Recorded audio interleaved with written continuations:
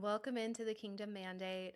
I am really honored that you have made it to this point to be here because that tells me a lot about where you are in your mindset. I'm going to start this off by being very honest with you.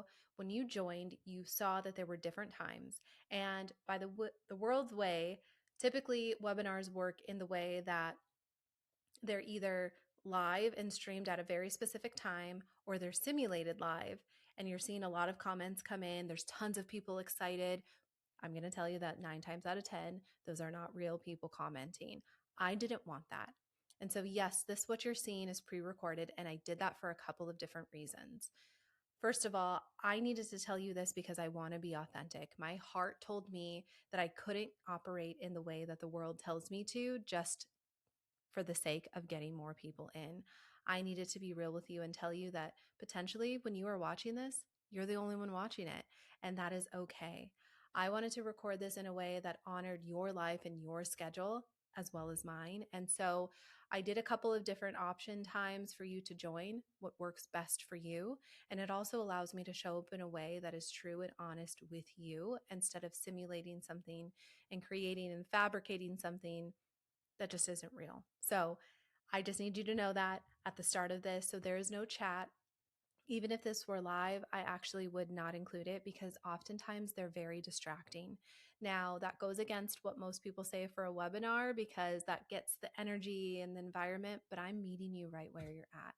So, this is how we're going to start this off. I know it's a little different than what you'll probably hear most, but I hope that you see my heart in all of this. And I'm doing this in a way that I just want you to come to this and this realization on your own with God when you are ready. And so I want to start with something, and I want you to be honest with yourself when you answer this question, okay? When is the last time that you closed your laptop or locked up the shop wherever you're working at, right? Whatever that looks like for you. You drove home and you felt like you were settled at the end of the day. Like you closed your day and you felt actually settled. Not relieved that the day is over, or not just done for right now, but you felt actually settled, like that was a good day. I'm at peace. I'm fully present into where I'm at in this moment. For most of the women that I'm talking about right now, that question might sting a little. And I think more often than not, it is because if you're being honest, you can't actually remember. You're busy. Your business is moving. Maybe it's slower than what you initially expected. You're posting, you're showing up, you're doing the work, you're praying. You genuinely love God. Okay. You're not out here trying to build something that is completely apart from Him. But underneath all of that, it lives in this idea that you don't really want to talk about, right? There's this idea in all of it that you don't necessarily want to talk about. You check your phone before your feet hit the floor first thing in the morning, right? As soon as you wake up, you're checking your phone. It just comes automatic to you at this point, right? You're doing the math in your head before you've even had your coffee. Who did I respond to? Who commented on my post? What emails do I have coming in? What still needs to happen today? Like as soon as we wake up, right? We have that list going on in our heads that never hits zero. And even on the days where we cross everything off of our to-do list, there's always something that gets added. And if I'm being real, it is something where most of the time when I make a to-do list, it's not even realistic. I've added way more than what needs to be added to it. And so I could never get it accomplished anyway, right? Or you could be in the middle of a conversation with your kids and you still feel this pull like, oh, I still forgot to do this thing, or I need to make a social media post or respond to that client. You could even be in church genuinely worshiping and you have a tab open in your brain about a post you need to write. Here's the part that really gets you though. You're doing this because you love God. You said yes to this and you believe that this is the thing that He put in you. So why does it feel like this though? Why does obedience feel so exhausting? Some of you are potentially just starting out in your business and you're already running on empty trying to build something that feels worth it. You're potentially in survival mode at this point, right? Some of you have been in this for a while. Your business is working by most standards and people probably say that you're doing great, but you've hit a goal and there's no celebration. You're just on to the next. You keep moving and You do this because if you were to stop, that feels dangerous. Like if you pause, something's going to fall apart. And some of you have been carrying this fear that you don't say out loud, right? I can't afford for this to fail. Not just financially, but I mean emotionally, because you have already had to start over and you don't know if you have it in you to do it again. Maybe you are somebody who is scared to step out of your 9 to 5 to go fully into what God is calling you into because you're leaving something uncomfortable. Whatever that looks like, right? You're just scared for it to fail. That's the room that we're starting in today. Okay. I'm not going to give you this perfect polished version of myself. This isn't a highlight reel. It's not you thinking about your vision board. This is a real room, the real room that we're in right now. And I'm starting here because I have been in this exact room. And I'm going to share with you today something that completely changed how I build, how I lead, and who I am honestly, like who I am, who God called me to be in this moment. And it is a process that God will continue to do work within me. So I encourage you to stay with me. What we're going to be talking about for about the next hour or so, I pray is going to give language to something that you have been feeling but you couldn't name. And once you name it, it changes everything. So I'm going to start by telling you what was actually happening in my life a few years ago, because the thing that I'm about to share with you isn't just a concept that I read in a book and now I'm relating to you. I actually lived it. So when I started my business, I had left my corporate job to stay at home with my boys. And it was because my youngest hadn't even made it onto the daycare wait list for some reason, even though they stated that he was in there and I had had confirmation. Somewhere along the lines, it changed and I don't know why. And that was the reason why I left. I felt like, what am I going to do? Daycare is at least a year out in the wait list. I am not sure how I would work. Even though I worked from home, I just can't work with a toddler. Like it just wasn't ideal. I did it for a few months during my leave and it was hard. And so I had started, I left my business and was full time in that and full time being a stay at home mom. And so I would work my business around nap times. Then I would, be with them for a little bit. I was never fully present though at that moment because it felt like my business was taking off. I was very successful in what I was starting to do, which was amazing. So I'd work into bedtime, after they went to bed, and then any pocket of quiet time I would find. I remember feeling so grateful for the times when my mom was able to come over and watch the boys for like 4 hours. And it was starting to work, right? And my business grew really fast. And I was on track to hit 6 figures within my first 6 months. There were doors opening and clients were coming in. There were opportunities that were showing up, and I was getting invited to speak on stages. I got selected for a program with Goldman Sachs out of thousands of applicants, and I flew to New York, all expenses paid twice, and I was poured into by some of the best. So people would see me and they would say, "You're everywhere. You're doing so much. Like, how do you do it?" And I would smile because that felt like confirmation. Like, yes, this is it. This is what God opened up. Look at what he's doing. But here's what was actually happening at home. So my boys would come home from daycare and I would be anxious to get a post out like I was barely present and I had to get dinner ready and then it was bedtime and all of these things. And my husband on most days would walk home. He'd walk in the door and I'd leave for a networking event because I was signing up for every single board, every single speaking opportunity. I was getting anything that would put my name out there. And it didn't always serve the vision that I had, but it was mostly because I needed to feel like I was enough. Okay. I was sick constantly. I was stressed out constantly. I was working up until midnight, if not longer. I was up early and I was just never fully off. I would hit a goal, and then instead of feeling something, I would move the target, and it was just never enough. I felt like I was feeding something that had an appetite that I couldn't satisfy no matter how much success that I put in front of it. I remember sitting there one night and I was thinking that there is no amount of money that justifies feeling like this. I had built something that was working by every single external metric, right? Everything that we could measure externally, and I felt completely empty. And I just remember praying that this prayer that I feel like I had said 100 times, like, God, if this isn't what you want for me, take the desire away. I'll be a stay-at-home mom. I'll shut it all down, whatever you want. Because at this point, the daycare that I was 3 months in, and that same daycare that didn't have a spot on the wait list somehow for about a year, supposedly opened up a spot. They called us back. We weren't even on the wait list anymore. They called us back and said, hey, we have a spot for both of your boys. So this is 3 months in, and I felt like this is confirmation, God. This is where you want me. And I do believe that's true. But I just remember in those days saying, take this away. This is hard. I want to be present. I don't, I'll shut it down, whatever you want. But this time he didn't answer the prayer. He showed me something underneath it. Okay. He said, I had gotten to this point within Eden. I was getting ready to launch Eden and Empire. So I had this successful business. I had, really gotten the concept of maybe this is where he's calling me, and I wanted to move fully in it. But when I prayed this prayer, this time, when he answered it, he said, your identity is wrapped up in this. You're not building a business. You're trying to prove that you're worth something.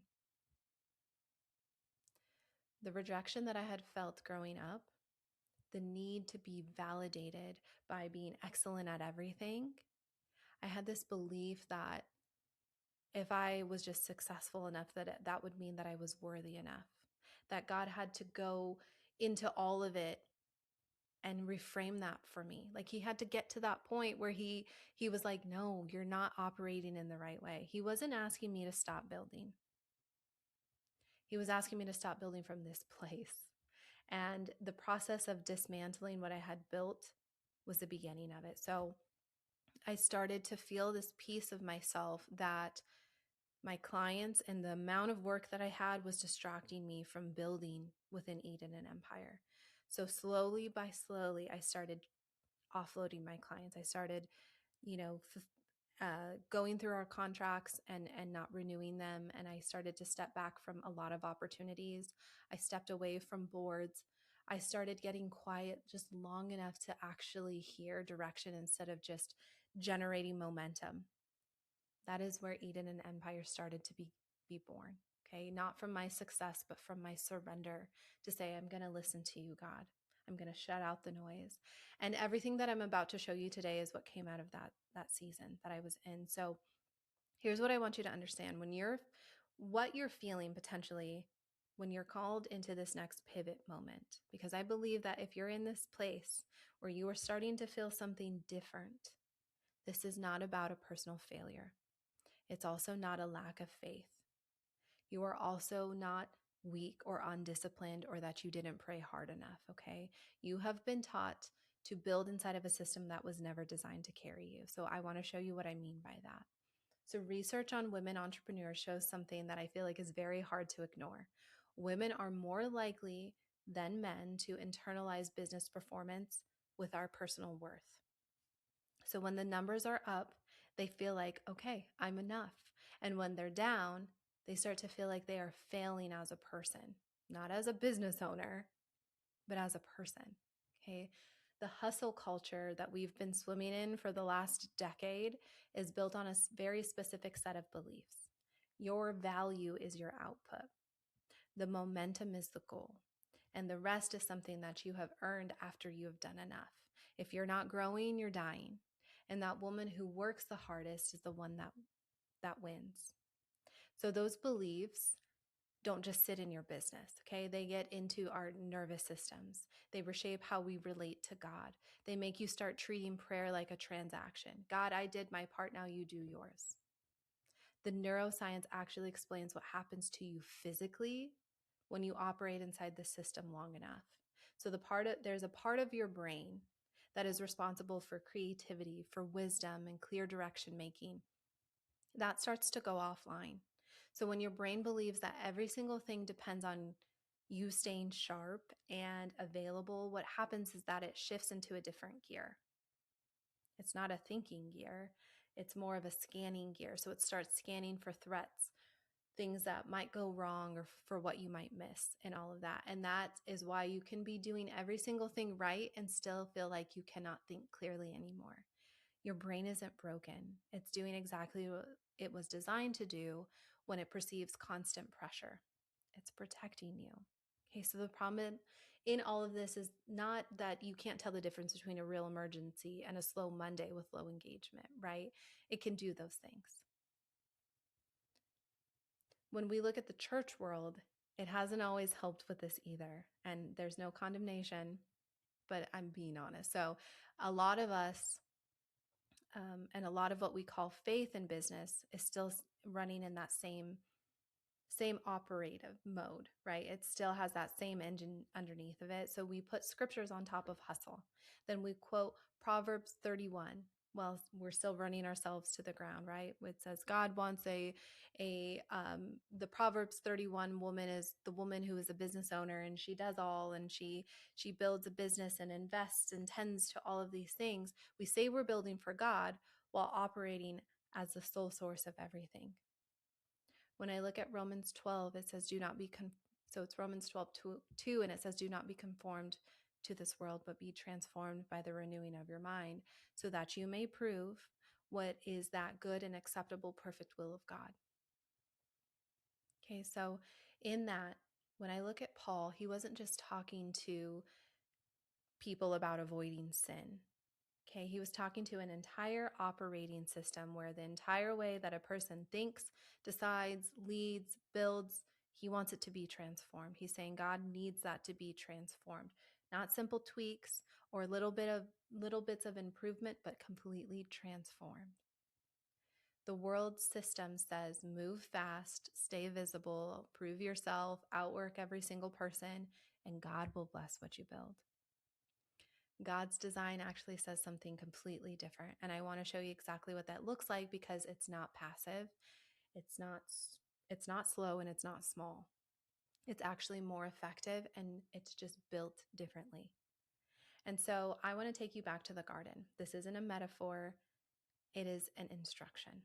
So before any of us had a business, before we had goals or strategies or content calendars, God designed something. And he designed this to tell us everything, I feel like, about what we were meant to operate. Okay, so in the beginning, God gave humans identity before he gave them assignment. And he said who they were before he told them what to do. So he established relationship before he handed over responsibility. He built rest into the design from day one. This is not a reward for finishing. It is a part of the rhythm. And this matters for business more than any kind of marketing strategy that I could ever throw at you. Because when our identity is settled, the decisions come from a different place. When your relationship with God is real and it's not just performative, the direction becomes clear. Okay, our rest being built into a design instead of squeezed in after everything else, it allows for our capacity to actually increase instead of shrink. This is what Eden was showing us before the fall ever happened, right? There was this way of living and leading that was integrated, not fragmented. You're not split between who you are on Sunday and who you are on Monday morning when the numbers are low. When I look at Ephesians 3, it says this about what God is able to do.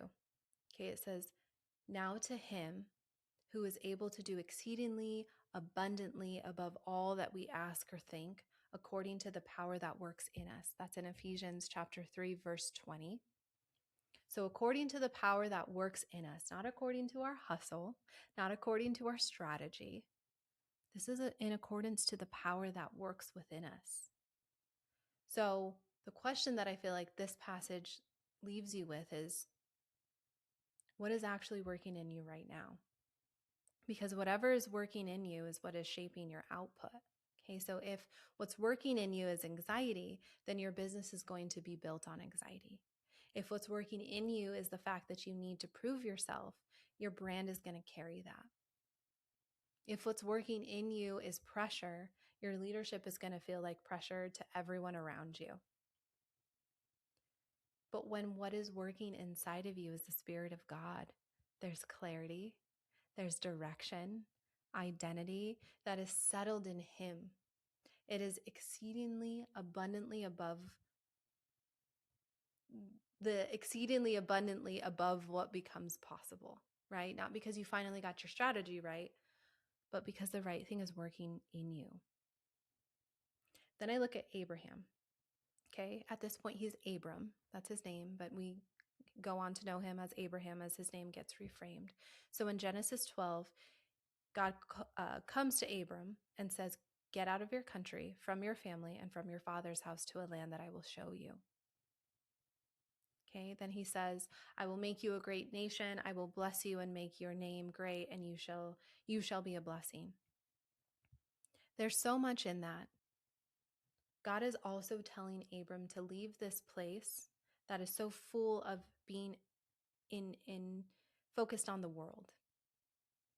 But he also doesn't give Abram a business plan. He gives him a direction and a promise, and he says, "Go and I will show you." No part of that is the full strategy. He just says, "Here are little steps. Here is how it ends. Just go and then trust the direction that I'm giving you." What follows in that is several chapters of Genesis, um, in that it is one of the most honest portraits of what it actually looks like to build something with God. Abram makes mistakes. He tries to take shortcuts. He gets impatient, but God keeps reestablishing the covenant. He keeps showing up and he keeps directing. And then by Genesis 17, Abram has become Abraham. His identity has changed, and not because of what he's built, but because of who was leading. That's the model. This isn't a perfect blueprint that is executed flawlessly. It's a real relationship with God who sees the direction. He sets the direction. He walks with you through the process, and he gets the glory when it's done. Okay. There's also a woman in Acts 16. Her name is Lydia. Okay. Lydia was already successful. She was a dealer in purple cloth, which in the ancient world meant that she was operated in one of the most elite commercial markets that had existed at that time. So she had a lot of resources. She also had influence, and she was already a worshiper of God.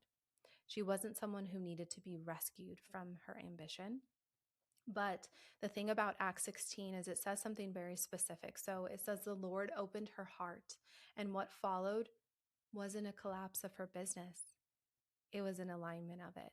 And so her resources became more intentional, and her influence expanded, and her home became a gathering place. Her success started to make sense in a larger story. She didn't lose anything when God took the lead. She gained a center. That was her foundation. I want that for you. I don't want you to have less vision. In fact, when I look at my traits and my personality, I'm a visionary. So I want you to go big, right? We serve a God who is the most high. We are daughters of the King. Okay, he has plans for us to prosper abundantly, exceedingly, right? I'm not asking you to have smaller dreams. I want you to have a center. I believe that is what God wants for us, to have a center, a firm foundation, something that's going to hold everything together so that when you build, it's actually going to last and actually feel like something when you get there. So I have a very honest question underneath everything that we have been talking about.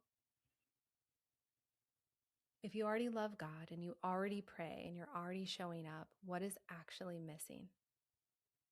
So here's the thing that I see over and over again in women who are exactly where you potentially are, right? Where I believe that you're at. Okay. They have faith, they have a business, but those two things are running in parallel instead of being integrated. So the faith lives on Sunday and in your quiet time, and your business lives Monday through Saturday, sometimes more, and it operates mostly in the rules of the world, right? The hustle, the pressure, the validation, the metrics, and the result is that you never feel whole. These women tend to feel like they're constantly switching between versions of themselves. There's this woman who trusts God and the woman who checks her analytics at 11 p.m. There's a woman who says that God is in control of everything, and the woman who actually hasn't released control of a single thing. Okay, that's fragmentation. The fragmentation is exhausting in a way that sleep will never fix. Okay, here's what changes when those two things become one.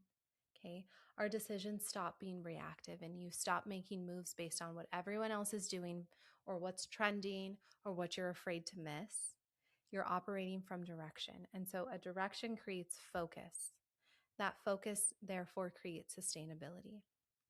Your messaging, so when you're speaking to people, when you're posting on social media, the things that you're saying online, when you're talking to people face to face, that becomes consistent, right? Because it's coming from a place of settled identity instead of shifting based on your confidence level that week. You stop needing external validation to know that you're on the right track. It's not because you don't care about the results, but when you know who is leading you, you start to trust the process that he's taking you through. When you go to rest, it becomes something that you actually take instead of something that you promise yourself after you finish the next thing. And then your business starts to feel like an expression of your calling instead of proof that your calling is real. That's not a vague spiritual idea. Okay, this is a completely different way of operating. This is one that is practical. You do it day in and day out in how you make your decisions, how you take on clients, how you structure your time, how you handle your slow months, how you handle the fast ones, right? It doesn't happen automatically just because you love God.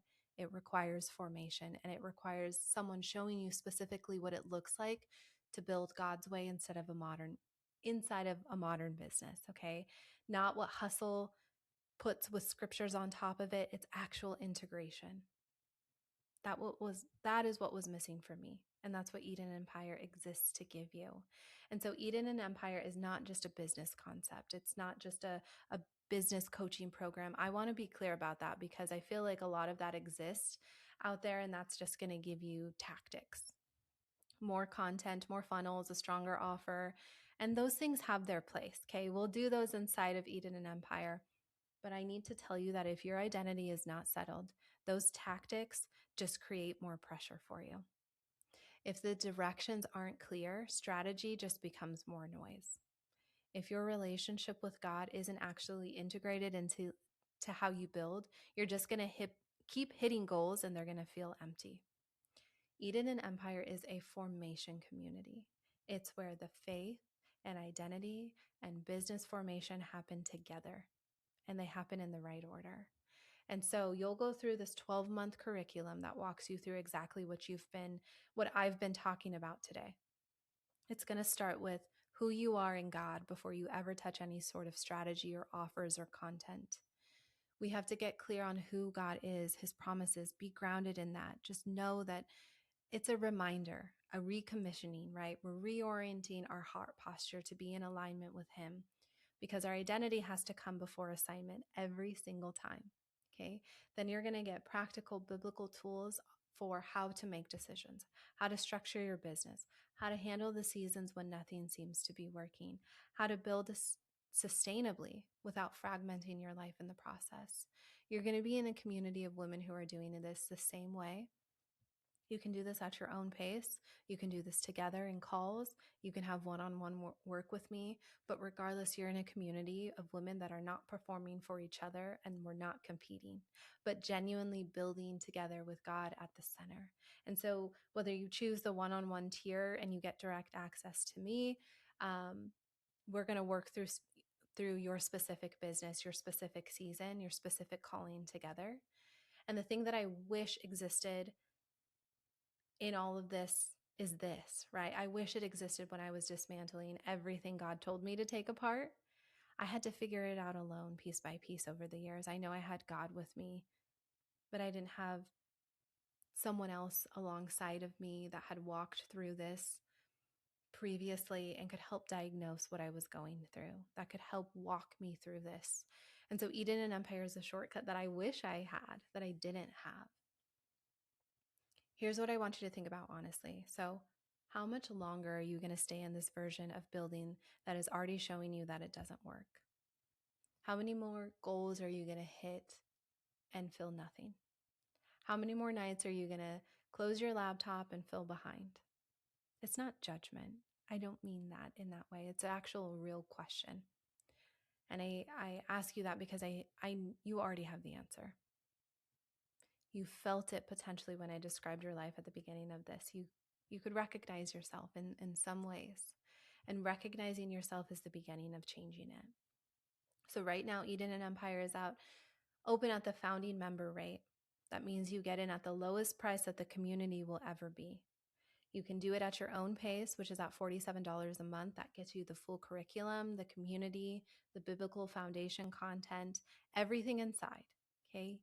You're doing this with that at the founding rate, and then we have the one-on-one membership, which is $125 a month, and that is everything in the do-it-yourself tier, but you get direct access to me. We work through your business, your calling, your seasons together.